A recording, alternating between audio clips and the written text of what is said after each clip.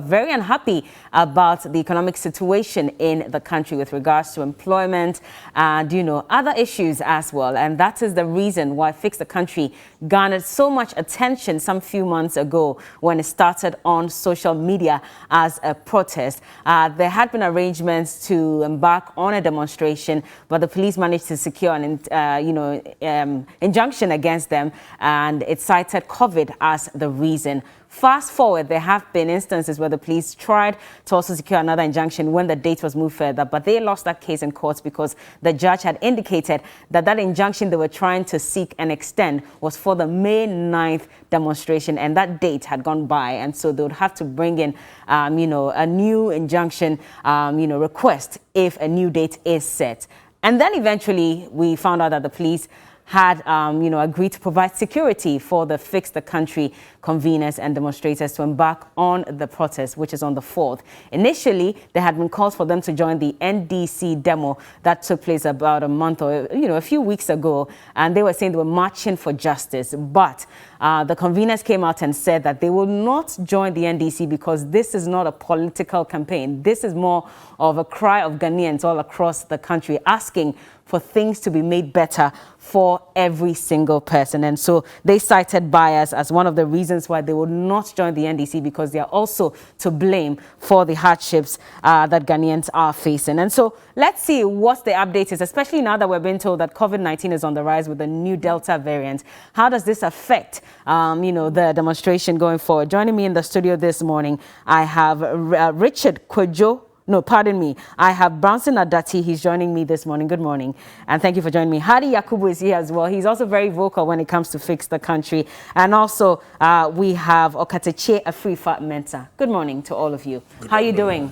Great. It's been a roller coaster of a journey for Fix the Country, I must say. And I wouldn't know unless I ask you how the death of Kaka may have impacted the activities of Fix the Country as well. I mean, I remember that there was a video that was put out where, the Fix the Country conveners had indicated that Kaka was a member, of the group because he was also campaigning for a better country. And, the police came out and said he was not a member. We saw what happened during the probe as well. We're waiting for the official reports to be made public for us to all get the details with regards to that. But how has that impacted the Fix the Country message so far? Okay, I'll start with you. Right. Good morning, Bella, and good morning to all those listening to us fine here. For the purposes of my target audience, I would like to be mixing the English and the tree. No problem. For over 64 years, okay, they've been using one common language to actually separate the people, the ordinary people, from real development in this country, the English language. Believe you me, if you go to Bomfachasi, Bomprugu, the people cannot even understand the language. When the finance minister comes to parliament and speak all the big English, and you go to Agbugbuloshi, you go to Fadama, and you ask them, Okadian, they cannot understand. So they cannot be a part of national development. That is why mostly when I'm communicating, I like to use the tree language. Okay. In as much as people say that the tree language is limited to a certain portion, believe you me, when you go to war, the people speak tree. Now, Bella, let me put it on record that I am not a part of the people organizing the Fix the Country demonstration. I am a media person. Yeah. But I sat down and I realized that say a tenase na ye nyina ya mfa ye nsa massa Fix the Country demonstration ho am na anye and it flops. We know the political terrain in this country. They will mock them. And they will mock them not because the people are not angry. Ghanaians sanity. Ye beye toba, but when it is time for us to show the anger of the people on the street, the people may not come. That is why some of us have joined. Okay. Now let's do this. I have joined the demonstration not because me PBB free MPP ho and I be PBB free NDC ho. Let's get that straight. I think over the years there has been this misconception that any media person that stands up to speak truth to power is either they want A or they want B. Believe you me asantini be ma mani ate na me pa adwuma na me sabi me so ne me de kakra de me wo. Na media journalists for no over the years me nim de e ba ye aso mu ye too cheap. And the politicians na for ma show mu boto ma ye o mu guard jokes. It is all you'll be now kanokura. It's as if say oh kanokura because you want A, B, or C. Let's put that on record. Me here we free Now, from 1957 in independence, Kwame Nkrumah is the only organic leader Ghana has ever had. Okay? Aside that. Why do you say that? Listen, Kwame Nkrumah was not part of any system that created leadership. There is something called organic leadership and something called synthetic leadership. Let me bring you to 1992. 1992, NDC came, MPP came. Look at the structure of MPP. If free Edubwa Hensua, automatically I say Kufuor because Kufuor ba yache. If free Kufuor soa, enko Nanado so because Nanado ba yache. If free Nanado soa, enko Alan so because Alan ba yache. This is synthetic leadership way of electing leaders in this country, okay? Why is it synthetic? It's very synthetic. So it revolves around a certain group of people, friends and family, who think they are first-class citizens of this country, and for that matter, any other person that does not belong to that clique cannot lead this country. Is it not about who deserves to or who has worked hard enough to prove that they can lead the country? It's about who has worked hard enough for the party and not Ghana. Okay. Look at it. Oh, where there was some party na che. That is the cliche. Not that was some Ghana che. Okay? Now, what we are fighting for is not the failure of Nana Addo Dankwa Akufo-Addo's administration. Okay. It is about nearly 30 years of mediocre governance. Okay? Look, you need Dubai in the Shasi. 30 years ago, near the Dubai Chawana Wumpe. 30 years ago, near the China Chawana Wumpe. But true leadership has actually made these people move from just a third world country towards superpowers. And we are still marking time. Yatna or my way muma or my you celebrating mediocrity so much. You say you got ambulance near the abego see a commission. You celebrating mediocrity so much. You say ya sapete kwanya when actually the people that we claim to be imitating omo ya kwanya omo in 50 years, 100 years. Yet the end of the year, kwanya ni aye sapete kwanya ni ya twitwa ma aye full soldiers and say mo fa meto Facebook na mo nkase aye adwuma. Yes, ye drainage system. To America for so mu drainage system they actually sit down, they plan, they think, they do drainage system it may last for 50 years, 100 years. Yet yeah na contractor because of sponsor MPP campaign, sponsor NDC campaign. Ya man kwan no ye gata ketuwa bi ni ya tu nwura gu na ye ma. Okay. So all we are asking for is that we need real leadership, selfless leadership. Leadership has said you oyaria onko abrochire hospital no be kono ha. Now we know exactly how the people feel. Because I'll say this to end it. Bella, obia wo interest e wo wiase. If the finance minister onim say oyaria oni opportunity bia a ode be kwa abrochire ne mo be kokolebu a ode sika ba ko hye kolebu am ye ni. So we are asking for real leadership. Now we are not asking, say, a PCA to MPP, a to NDC. We are asking them to change their attitude and their leadership style. Well, they are saying that fix your attitude. And how do I bring you in? Because back to that question I had asked, there have been concerns about, Kaka and his activism. The police again have told us that that is not why, he suffered that fate. We're yet to get that report to really establish. Police is still investigating. But I feel like that may have impacted Fix the Country in a way, because we heard some of the conveners saying that they would like to take a break from this activism for their own personal reasons and for their mental health and all of that. How has it impacted the rest of you who still carry the fort? Well, thank you very much, Bella, and good morning to everybody. Well, we pay respect to the life of Kaka, and we appreciate his life, and we appreciate the legacy that he has left behind. Carry on. Well, I mean, we are humans, and anything that happens to a colleague in this kind of business, it will definitely have an impact. And if you see our first press conference, you could see the emotions, that we're pouring for. Because it could have been any of us anyway, and it could have been any Ghanaian citizen. So, yes, but I mean, police spending time talking about whether Kaka was a member of Fix the Country or committee, so-called Ejiro committee, talking about whether Kaka was a member. We continue to tell them that, look, don't waste your time on this.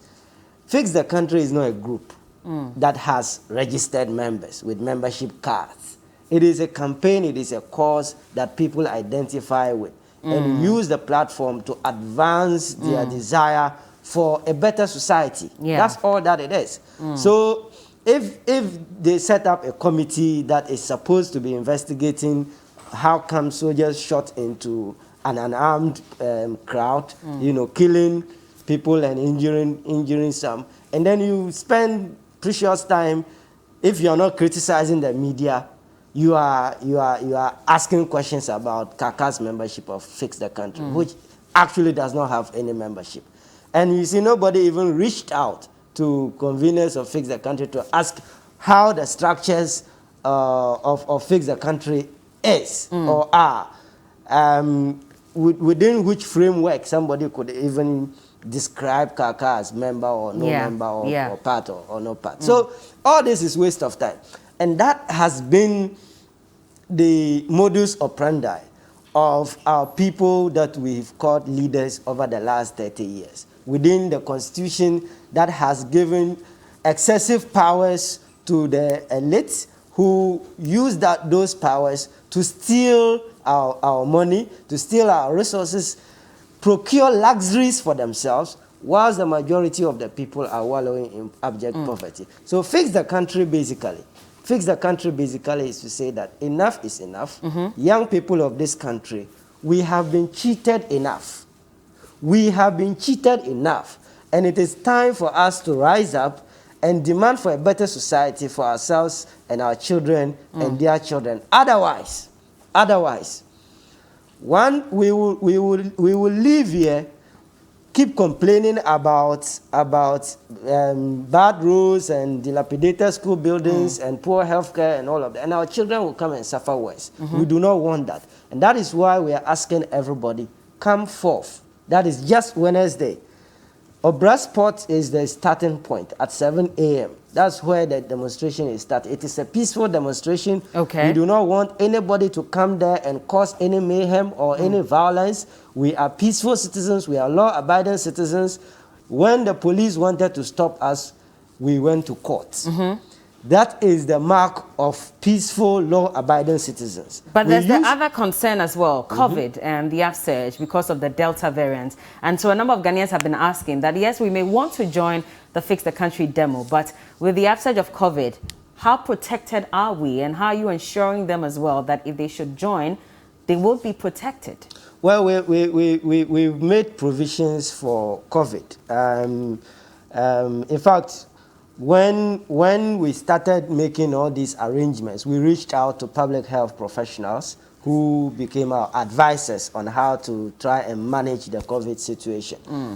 Because yes, it is a virulent disease, but we also don't want it to prevent people from exercising their rights under law. So we've made provisions, and one of those provisions is to make sure that everybody that comes to the protest needs to have a mask. Okay. We've made provision for those who might come there without mask. If you come there without, there are people who will give you a mask. But everybody coming there must have a mask. And we have people that we call marshals. They will be clearly distinguishable in the crowd, who would be able to direct the crowd in maintaining some social distance between the people, and also making sure that people do not take off the mask. And then the adherence to all the COVID-19 protocols will be adhered to. We are responsible citizens, and we do not want to follow the lead of the political class who have seen it, who when they see it convenient, they cry COVID, but when it comes for them to gather, COVID is no longer a virulent disease. So, but I mean, these are things, by the way, we have put in place all these measures just to make sure that all of us going to the protest are protected and are not exposed to this virulent disease. Brownson, even though Hadi has glossed over what exactly it is your demands are, can you break it down? Because I remember that there was a release, from the group asking for some specifics, and it was because I'm sure that there had been concerns. I remember that there were questions about what exactly your demands were, because it looked like it was all over the place, and we could not necessarily pinpoint what it is that you were demanding. Can you run us through that? Okay, thank you very much. Good morning once again, and good morning to your viewers as well. I think when we started this campaign, we started on a call phrase, fix the country. And we were saying we do not want to follow the old approach by giving people some demands. No, all you might know, the demands we are putting out are only for some few people. Okay, so we want to democratically put together some demands that all the people are looking for, or something that all the people are looking into. So after gathering a lot of posts, after reviewing, our experts reviewing a lot of posts, a lot of videos and concern and conversations that the media has sparked and other ones, we came into consensus that there are some few things that are responsible for the systemic problems that we are facing today. And one of these is a new constitution. We need a new constitution for a new generation. Okay. Now, when we say new constitution, we are looking at a constitution that will serve everyone equitably. Okay. That one, reduce the growing executive power. Okay. Which is responsible for most of the problems, and the abuse of authority. Okay, so Mo, you realize that our leadership finds comfort in the new constitution, or in the current constitution. The current one, yeah. Okay, that is what allowed the mess we are seeing today. So when we are asking for a new constitution, which is a review of what exists already, a new one, or you want it to be scrapped completely. You know, when we say a new constitution, it does not mean that we are doing away totally with the current one. So things that are that are considerable in this one should be considered. Are you getting it? And then we work, but the process is what is important. Okay. Are you getting it? We're also asking for an economic recovery plan. That is one of the demands we have published or put out. And is there not something in place already? I mean, which is what the finance minister has been mentioning for, a while since COVID came. We are looking at an economic charter. So we said, when we wrote to the police first, we said this was built on the back of string of consistent broken promises. I tell you see, when we allow political folks, to come up with some economic charters or stuff, it is only promises. That will win them votes, or make them appear good to the people. But we are looking at a new process for drafting this new economic charter or a recovery plan. We're also looking at a national development plan. That will help us all. In your recovery plan, I just want to understand, what exactly do you think would be done or should be done to recover this economy? A lot. We have experts in those fields of economics. Most of us are not experts in the fields of economics and stuff, but we have experts who are working on some of these things. You have a team already that's working on it? Yes, we have a lot of teams. We have a team that is working on the things we are putting out. So we need to work on our strength as a country. Where is our strength as a country? That is what we should be looking at. This is the kind of conversations we should be sparking, high-level conversations on what our strength is and what we are investing into. Are you getting it? This is what we are doing behind the scenes to put these demands out. And what are your concerns about how governments will receive this? Because again, there was March for Justice. They presented their petition. We haven't heard much about it. Sure. And that's usually the problem, because yes, we go on demonstrations, we present our petition, government says, so we'll work on it. But you don't really see much being done about some of these concerns that have been raised by people and by citizens. Yes, sure. Do you think that this is going to make any difference if you decide to still embark on this demo? Okay, so good. Our aim as a group, or as a movement, is not only to demonstrate.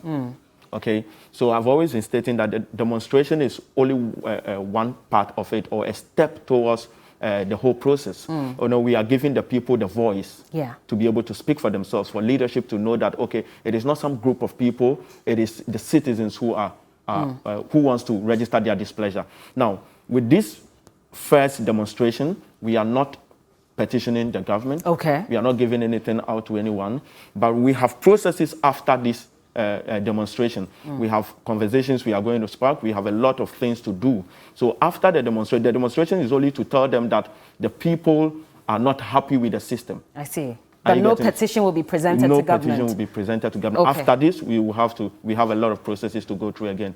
What will be the other processes? Here. Because we need to know if you're asking for certain changes to be made, like the economic recovery plan and all of that, the review of the constitution. Yes. We're thinking that you present it to, governments because they are the ones who should be charged with making these changes, no? No, you see, the thing is that one thing that we have to note is something that we've constantly put out. Yes.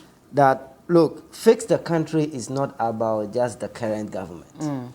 It's about the failures of successive governments right from 1992 up till date. Understandably so, but it is the current party that's in power. So they are the government that are supposed to begin the changes, No. Okay. The change that we want. So, for instance, if you look at the new constitution that we are asking for, both NPP and NDC are benefiting from it. Yeah. So, clearly, the elite consensus that they have with the upper echelons always enjoying the goodies of society, whilst the rest of us are wallowing in poverty, they are never going to have to agree that a new radical change in the systemic and structural framework of the country ought to be given a chance.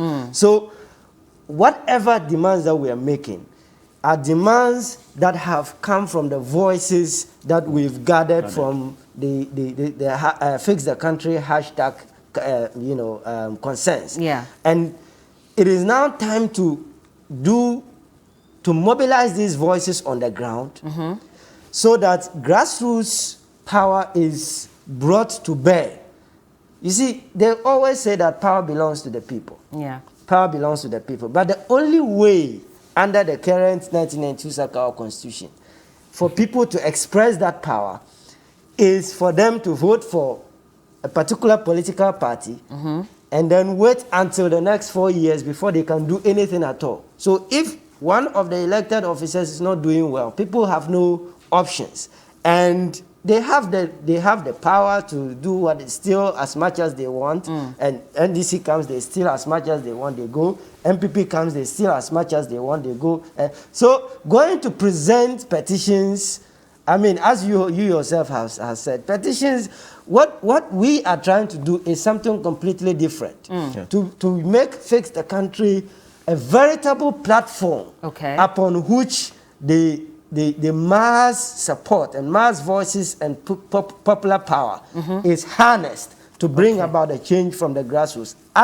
If you don't have change that represents the voice of the grassroots, the elites are going to again capture it and make sure that even if you have a document that purports to be new, their interests are well captured in it. That's not the kind of change that we want. We want a change that is truly representative of the people. But the NPP has said, and it came from the national chairman, he says that if you're fixing the country, it's not about making noise. It's not about, speaking and hitting the streets. Join us and let's formulate policies together that will inure to the benefit of all citizens.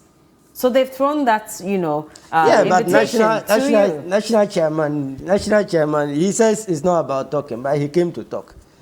It's only a chairman of a political party, right? It's not about talking. Well, he is, but it's his party that is in power. Yeah, but so the point does is, it not represent? The issue is, the question I always ask, why are the people in NDC or MPP or, the top, why are they so against Fix the Country? Why don't they want to hear the word Fix the Country? It's like they're allergic to it. Is that really what it is? Yeah. Yes. That they're against Fix the Country? They are like, I don't know, because, people, the reason is that they benefit from it. And when I say they benefit from it, I'm not looking at people from only NDC or people from it. It's a class system.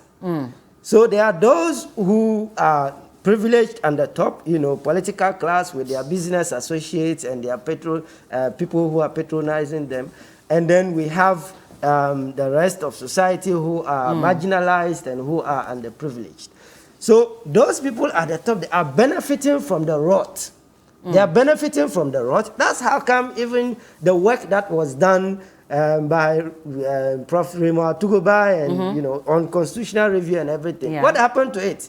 Millions of CDs were spent on it, yeah. and it was shelved. The government white paper completely borderdashed everything that was done, and then even forgot about the recommendations that they accepted. Up to date, the report is gathering dust. The point is, even that report was not really radical change from what we have currently. Okay. But even that, they were not comfortable implementing it. Up How to much date. more? Yeah. So the biggest point that ought to be made is that the kind of change that is needed is not a change that is hinged on swinging the pendulum from either NDC to MPP or MPP to NDC. We have tried that for how many times? Since 1992. It hasn't helped us. And there's a saying that foolishness is doing something, the same thing over and over again and expecting different results. Okay. You will never get different results. We have to change course, and it begins with fix the country. We are calling on everybody. This is not, we don't care if you are MPP or NDC, but you are not coming there as MPP or NDC person. You are coming there as a citizen who has refused to be a spectator, as somebody who feels that, yes, you may belong to one political party or another. You may belong to one religion or another. You may belong to one ethnic group or another. But when it comes to Ghana, Ghana comes first. Okay. And we all put our differences aside and rally behind Fix the Country as a campaign that engenders all of our aspirations and our desires for a better society. Does it not bother you, and Brownson, I'll bring you in, does it not bother you how some conveners of Fix the Country and people who, you know, regular citizens who have joined as well are being victimized, you know, and all of that? Because again, we saw the arrest of some of the conveners who were at the law courts at that time when, you know, the proceedings between Fix the Country and the Ghana Police Service, you know, took place. And even that caused an uproar, because then a lot of people were worried that if this is how we're going to be treated, how do we win this fight? Are you not worried? You know, this has been the system, okay? When we are saying we need the system fixed, it's because we have realized the problems, okay? And this is part of the problems. You know, we know that this is a way of intimidating people. That is the tool they have been using over the years to intimidate people, okay?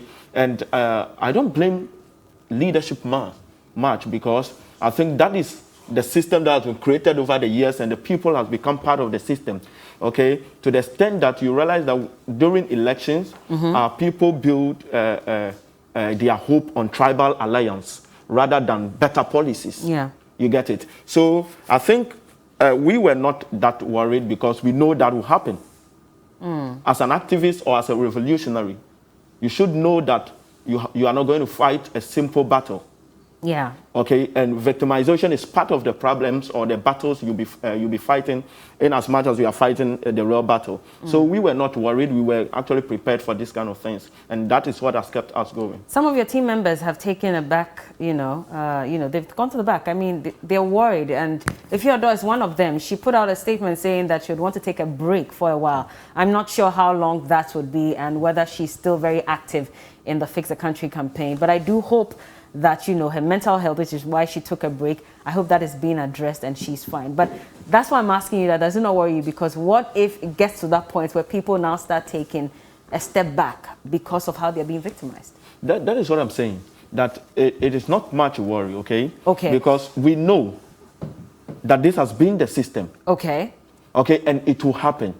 And when it happens, what do you do for these people who were hitherto, you know, actively campaigning for Fix the Country? So we've been sensitizing each other. We've been each other's keeper. Okay. And we've been doing that within the group, okay? And to the public, we've been talking to the people about this kind of victimizations and stuff and how to deal with it. Okay. So I think that is what we are doing now. We have experts who are dealing with the whole thing. Okay.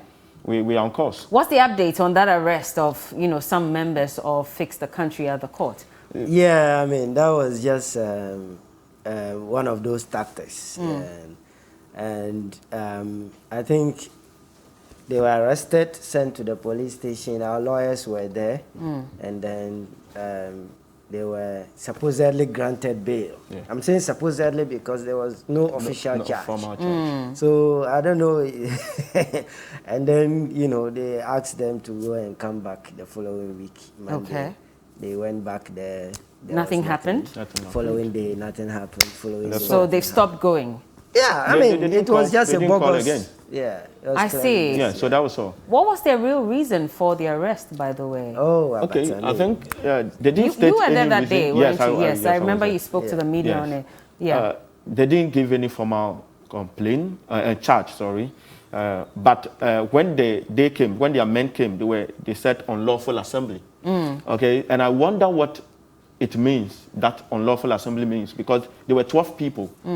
And in the EI, executive instrument, they said 25 people. And so I don't know what it means. So when we got to the police station, they didn't give any formal charge and nothing.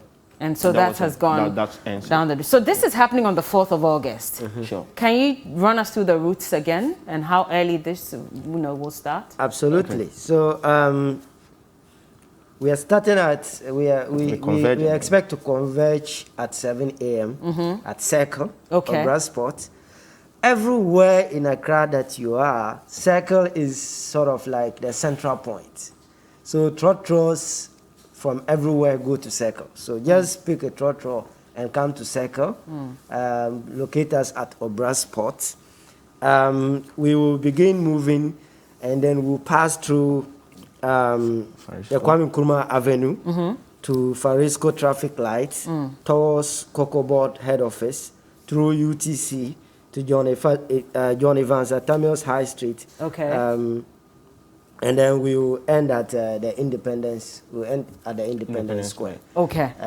Yes. At what point we would have a few, addresses to re-educate ourselves about the purpose of the march and why we need to constantly put our leaders on their toes to demand accountability, to make sure that we are never really just content about the mess, so that things will change for us and our children. Otherwise, things are not good. So this is the sort of, we expect everybody to comport themselves. As we said, we've trained, we've specially recruited and trained marshals, Okay. whose duty would be to guide the crowd and make sure that everybody follows the routes that have been designated, Okay. and to make sure that nobody veers off and nobody does anything untoward. And if anybody comes to cause any sort of violence or we would hand the person over to the police. Okay. We are not violent people.